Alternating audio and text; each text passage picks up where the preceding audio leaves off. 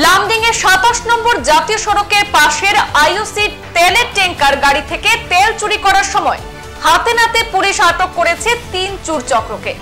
এই চোর চক্র তেল চুরি করে ওইসব কালোবাজারে বিক্রিতেই জড়িত রয়েছে। লামডিং পুলিশের হাতে আটক হয়েছে যথাক্রমে ধনু দে, সমিত রায় এবং মদন ঠাকুর।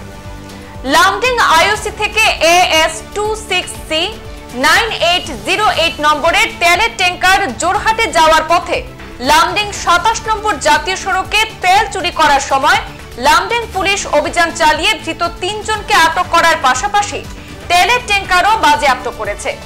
ধৃতদের বিরুদ্ধে একটি মামলা রুজু করে তদন্ত অব্যাহত রেখেছে পুলিশ।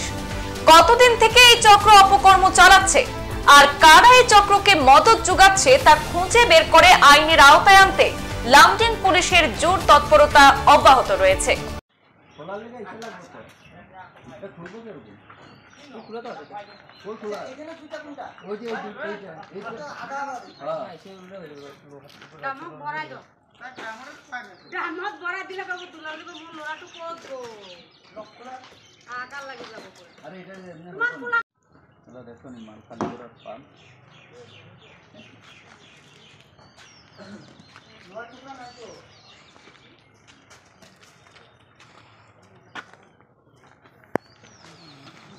সংবাদ এই পর্যন্তই, ফিরছি পরবর্তী অন্যান্য আপডেট নিয়ে। ধন্যবাদ।